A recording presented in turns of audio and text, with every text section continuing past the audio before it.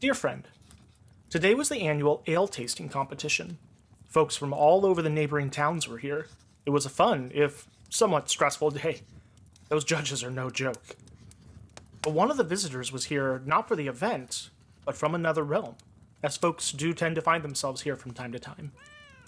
She told a story full of danger and horror, but with a heart of courage, too. And she was a very interesting person herself. I will do my best to recount her tale accurately.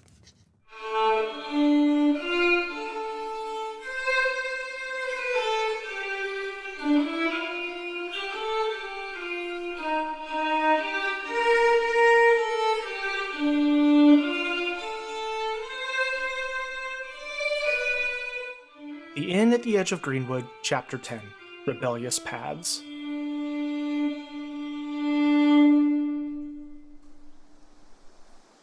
Waking up presents you with a very strange bit of panic, in that you look to your right and left, and your companions who were there around the fire with you the night before are nowhere to be found.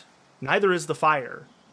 Only your self and the things on your person. You reach down, and even the bedroll you had been sleeping on is missing. Your hands hit hard forest floor immediately, and you kind of shuffle and spring to your feet and take stock of your surroundings. You're in some sort of a forest. You had gone to sleep in a forest, but this doesn't look like the same place you were before. Most of the trees here are pines and other evergreens. And most of the trees are alive, and there's no mist. It is a remarkably clear morning. I don't think I've ever seen a clear morning. Hello? Anybody out there? Gregthos, Amy, are you playing a trick on me? You wait for a moment and see if your friends will call back and let you know that they concocted some sort of ruse. And no reply comes. Just little chirps of woodland creatures, squirrels, birds, and the like. Well, this is actually really pleasant in comparison to wretches moaning and angrily and wanting to kill me, but I'm a little confused. I'm gonna walk forward, hoping to find something that will signify that there are more people somewhere. Yeah, and as you begin to walk and listen, it's only a moment later that you actually pick up the sound of some commotion. It is first thing in the morning, and you hear what sounds like carts and wagons and horse hooves. You listen a little harder, walk a few more paces, and you hear voices. Before long, you find yourself coming out of the tree line into a clearing where you see all manner of folk going by, and in fact, you have to jump back at one point because a cart goes by right where you had been standing. A halfling man who's at the reins of the car says, "Oh, excuse, good morning," and continues on.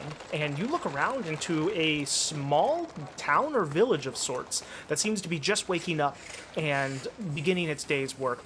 Most of the buildings that you see are, you couldn't even call them buildings, they're more like tents and pop-up shops.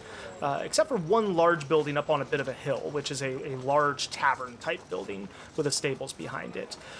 The other thing that catches you, because you would know this smell anywhere, there's a very strong smell of beer. Well, that's a scent I recognize. I'm gonna go that way, and hopefully one of them can point me in the right direction to Clearlight, because this is not Clearlight.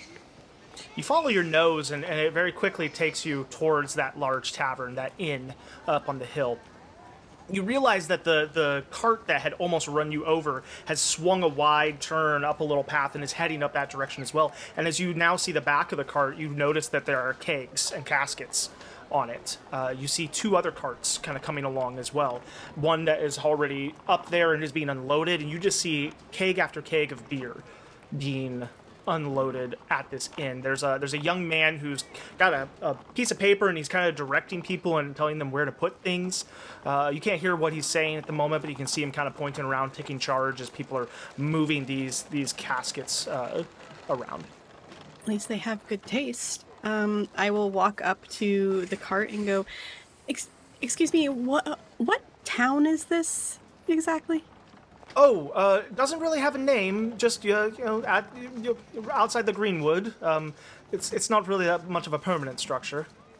I don't recognize that name. Okay, fantastic. I'm gonna go inside and get myself an ale, hopefully.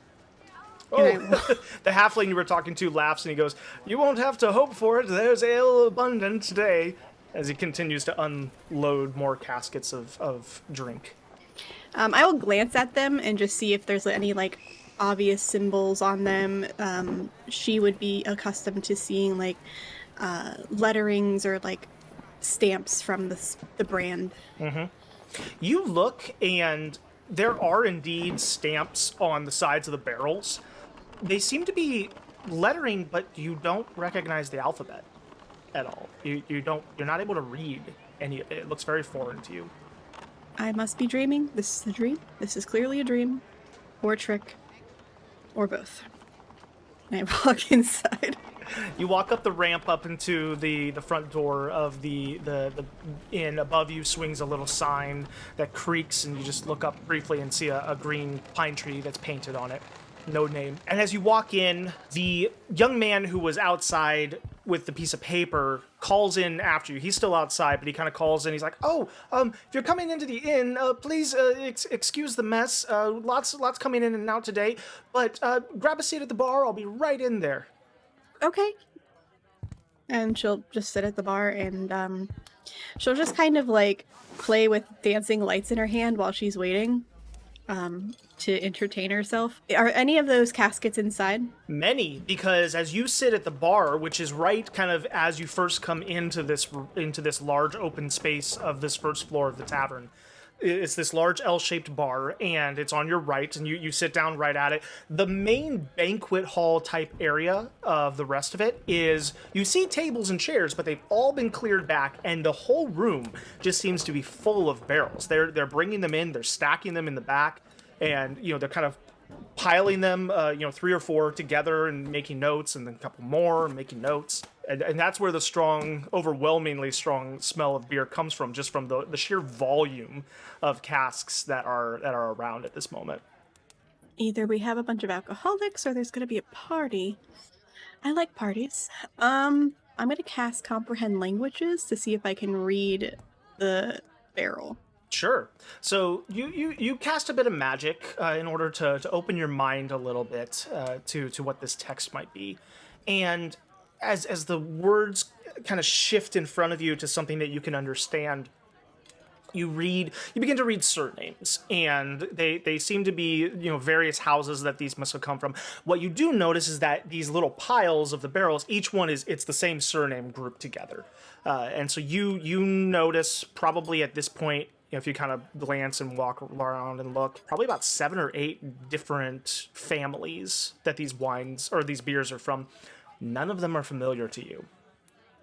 I don't see a Lanner one. That's not right. Okay. Wonderful. I'm definitely not home, because if I was, there would be my father's ale here. Good. Cool. Got it. I'm on the same page. I swear to the gods, if this was Greg Thos doing, I will kill him. As you sit back down at the bar and kind of play with your magical lights, keeping them floating about you, the innkeeper comes back in, this same young man, and he's kind of wiping some sweat from his brow and folding the paper up, and he sees you, he's like, "Oh, right." He comes around behind the bar and takes a deep breath. Whew. Just let me collect myself for a minute. That's a lot. That's a lot more than we had last year. What can I get you? I would like an ale. You don't have... I don't see anything with the name of Lanner on it. You don't have Lanner ale? Oh, I'm afraid not. That's not one I'm familiar with. But are you more of light or dark? Dark, please. Okay. And he goes and pours you a very dark stout from one of the casks that's set up behind the bar. And slides that over to you. And as he does so, would you describe what he sees sitting at the bar there? He sees a human female who is wearing a leather armor corset and like leather thigh-high boots. She has long blonde hair that is mostly tied up in a braid. The one thing that is super noticeable and different is that on her neck down and on her arms where her sleeves are not covering, she is covered in tattoos of just random black and white designs. He slides the stout over to you and says, "You'll have to forgive the way the place looks at the moment. We are in the midst of the yearly festival. The other yearly festival. We have a lot of festivals around here. There's a big beer tasting event going on, and folks come from all around and bring their town's prized beer and or ale, and it's a good time." I love a good festival and I love a good beer, so I guess I came to the right place at the right time, even though I don't know where I'm at. Oh, it can be tricky because there's no sign for the town because there's no name for the town. Were you coming from Innaport or Trowbridge? No, I was actually like 5 miles south of Clearlight, the only town that I know of in existence. From what I've known, all the other towns are gone. He gives you a quizzical look and he says, "Well, no. In Alson there are many towns. Are you not from Alson?" I don't recognize the name, so I'm assuming not. Gotcha. Whoa, this is we're having a lot of these lately. He grabs a stool and brings it over and sits on the other side of the bar across from you and kind of leans in, and it's going to be okay. Are you feeling woozy at all? No, I'm just glad it wasn't Greg, because I was going to murder him when I got home, but, now that I know that this isn't his fault, then I can just drink my ale and hopefully figure it out. Well, yes, in regards to figuring it out, you've my best guess, based on the several other guests that have come through with the same similar story of not being quite sure where they're at, you've crossed a plane. You've somehow crossed a material plane into, well, you're still on the material plane, but it's a different material plane. It's quite confusing. But this isn't your world? I kind of gathered that there's no Mr. Wretches or giant monsters or What is a everything. wretch? Other than the obvious meaning, of course. Like a dead human that's walking? Like, so the undead. Yes. We call them wretches. They don't hurt anybody usually. They just Oh. Whoa. stand there and watch you and groan a lot. The big monsters do, though. Well, certainly here the undead are something to stay far from at all times. What? I didn't catch your name. I'm so sorry. Oh, Rissa Lanner. Rissa, it's nice to meet you. I'm sorry that we don't have your family's beer, but if we did, I would be very concerned, considering it's from another realm. Yes, but it's very good. All the nobles love it. Oh, I'm very, very certain it is, of course. Well, the tasting is tonight. We would love to have you join us if you're still around at that time. Of course, I would love to have a good drink. Drinks and stories are always fun. There'll be plenty of both. You'll excuse me, I've got to see to it. And I will just continue drinking my ale. He gets up and continues his work. People come in and out. Eventually, they begin setting up long tables and getting the casks propped up with spigots put in them.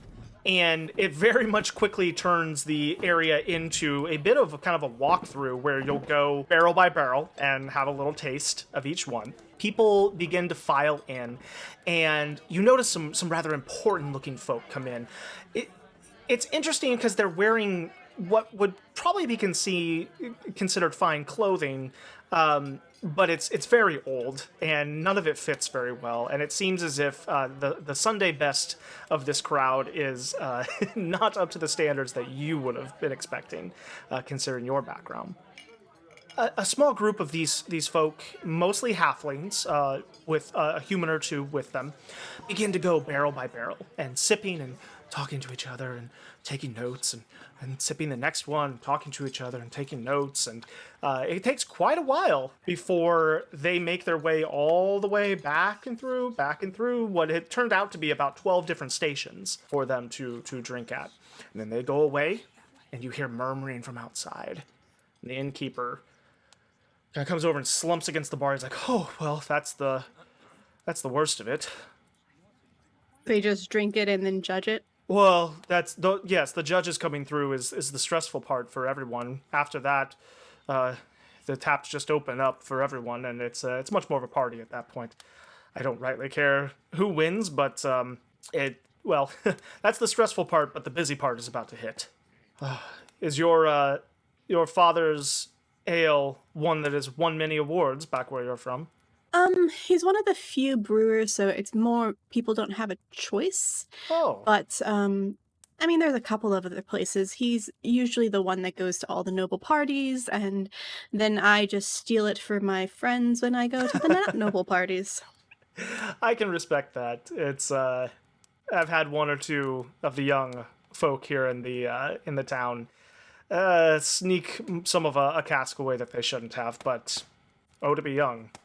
It's been years since I've had to do that, but now I just expect it to be there, so it was a little shocking. But that's fine. Well, I apologize that we don't have the one you were looking for, but I hope you enjoyed the stout. It was delicious. Would you like another? Yes, please. I would like to try. I point to another one. Okay. I'd like to try that one. So you point to one that's on the tables that are set up, and he kind of goes, "Well, not actually supposed to." He looks around. No one's here.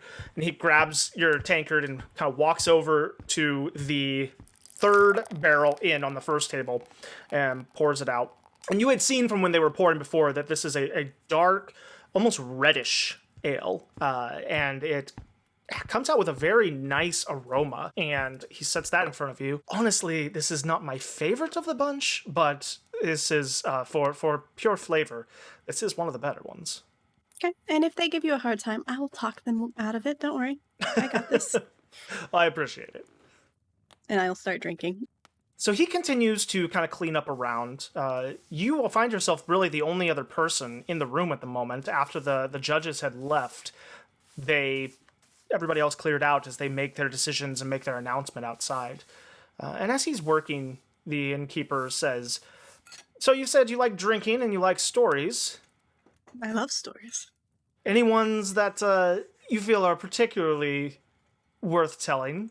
We've got probably a few minutes here before they all come back, and, well, I love a good story myself."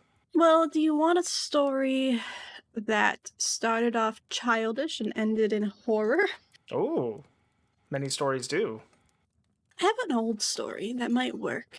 It has to do with my father, since he came up earlier. He likes to make business with a lot of snooty rich people, and I have a tendency to not like snooty rich people all the time, especially when they don't treat people right.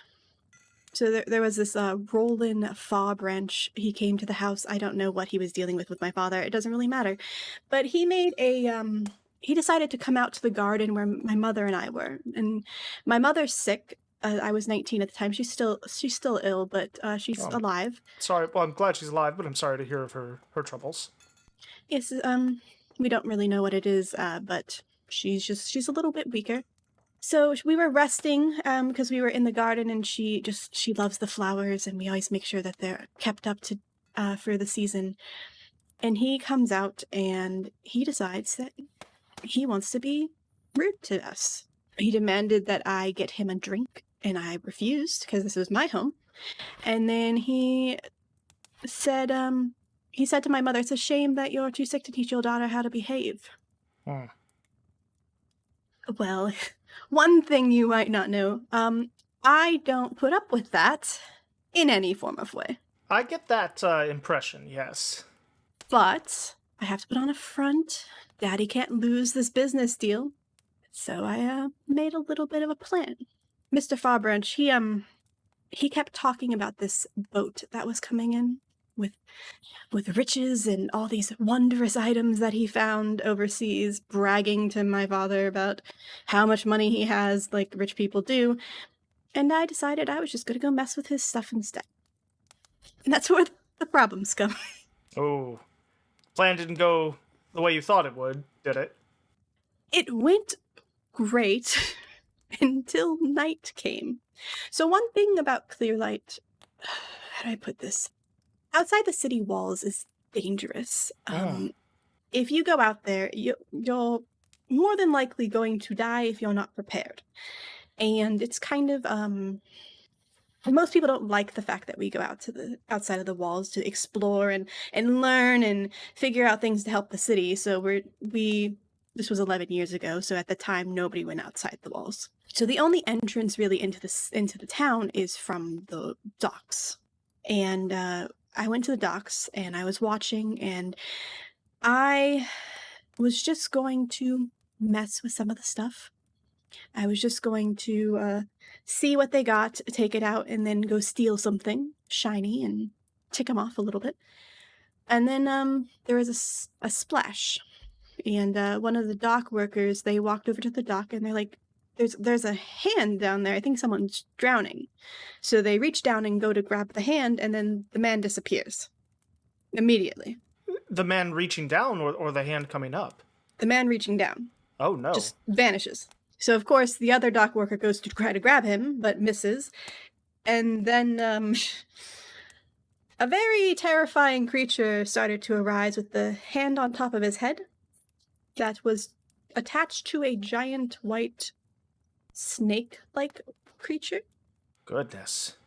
Luring people to their death, it sounds. Very much so. It looked like he wanted a meal, and he got his meal because there was a lot of things on him. Ooh. Let's just go with that. Yes. Yes, I get what you mean. Yes.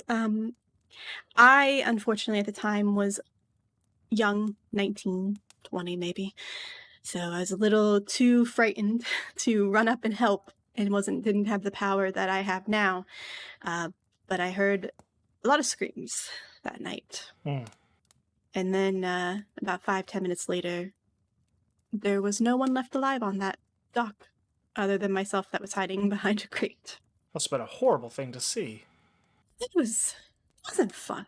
I mean, the good news that I got out of it is all the gold was gone too, but I mean, I guess that's a win. I want to count it like that. And did you ever find out what that creature was, or did anyone ever take care of it and remove it from your waters? No, most people just stay away from the waters at night or stay away from the mist, period. I think one day, if anything, we should go back and fight it, but for now, like, my party and I are the only ones that go outside and fight these things. Everybody else is too afraid. Why do you do it? I want to fight back to prove, one, that I can. To prove to that scared child that you can still fight the monsters in the dark, and to also prove that I don't need Daddy's protection or the money to save the day and solve the problems. Also, it's for the better for the city. What we find out there is astonishing. What type of things do you find? Magic, machinery, Ah. creatures that shouldn't exist, which not so great. We found a talking eyeball that was weird. Super helpful. Sounds partly frightening, but quite wonderful as well.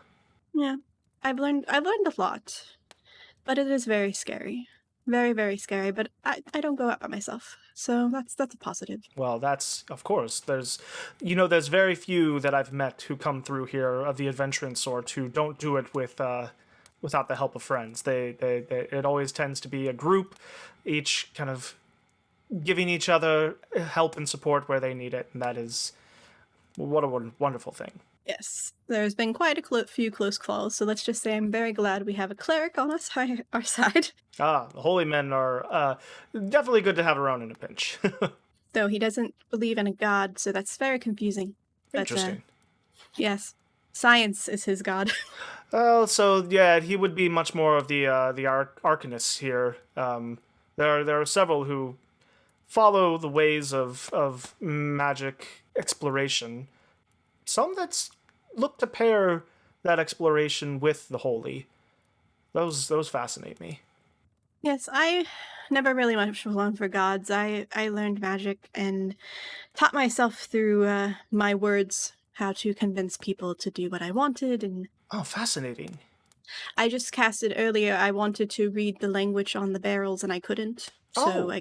I cast a spell to do so. Well, that's interesting. It's just in common, and we're speaking it, but you can't read it without a spell. Oh, that's not my common, no. It kind of looks quizzical. He's like, that's fascinating, because I had another traveler come through here whose the common was the same between. Interesting. It's always odd whenever people come from another plane, the way the rules work. Someone should write those down. That's something I should probably be cataloging in my journal, but oof, it does get complicated fast. It's at this moment that you begin to hear commotion from outside, a happy sound as there is cheering and shouting and congratulations, and the innkeeper looks over and goes, "Oh, they must have announced a winner. I hope it wasn't Boggins again. I'm so sick of them winning every year." Which one was his? This one, and he pours a bit of a very light, frothy ale and brings it over to you.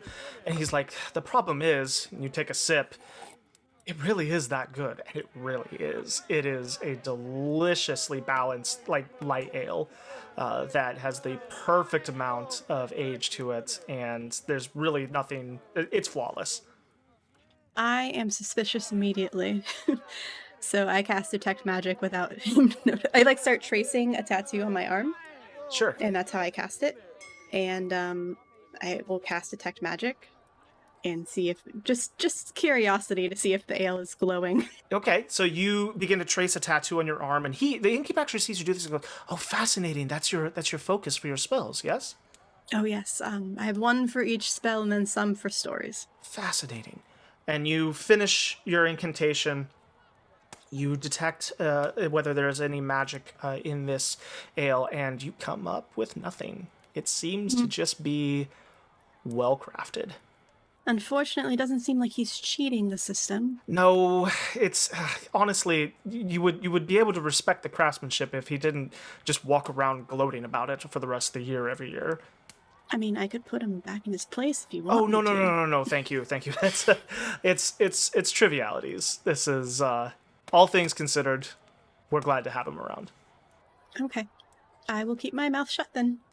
Sips the ale. The doors open and folks begin to stream in. There is there's a gnome man with a thin little mustache that's kind of waxed at the tips, who's being carried in on people's shoulders, and he's going, "Yeah!" And the innkeeper immediately rolls his eyes. He goes, "Damn it, Boggins again." And he is set down and given a little blue ribbon, and everybody comes over and shakes his hand and congratulates. And before long, the place is packed. Everybody in the town fills in. Drinks are being poured. Those extra casks are quickly being mounted up as the first casks are emptied. And the place turns into a very lively, raucous party hall very quickly in the evening here. Okay, I will have my fill and try each of the ales. You try each of them. For the most part, they're pretty good. There are 2 or 3 that really do stand out, including the winner, the red ale that you had, and one other very dark one that's almost comes out black and is just absolutely sweet and thick. Most of them are passable. There's 1 or 2 that you're like, wow, was this the person's first time brewing? And those you have to spit out pretty quickly. I just politely spit it back out. Yep. Excuse me. The first time you do that, no one seems to notice. The second time, there's a little old lady who's standing next to it and sees you do it. "Oh, sorry, dear, you had a little bit too much." Oh, no, I'm fine. I'm so sorry. I just got something caught in my throat. "Oh, well, apologies. Well, then here." And she pours more from that. "Have another sip of my beer. It will help clear the throat." I just couldn't. "Why not?" I am, I need to use the ladies' room, and then I'll just walk away. "Oh, certainly. Well, come back when you're finished." I won't. The rest of the evening goes by, and it ends up being pretty late in the night, probably 1 or 2 in the morning before things really clear out, and the innkeeper is walking around, cleaning up a little bit, snapping his fingers every once in a while to aid him with a little bit of magic to spruce up a spot. He looks very bleary-eyed, and he's got a smile on his face, but he looks exhausted, and he catches your eyes like, "Oh, well, what did you think of the sampling?" There were a few that should not have been available as options. That's usually the case. Yes, it's some people like to think they can do what they cannot do, but we amuse them. I will pull out a wand of prestidigitation and clean up the last couple of spots Oh, that he needed. goodness. Thank you. Much appreciated. You've worked hard today. I figured I could help. Oh, well, it has been a long day. Do you need a room for the night? Probably.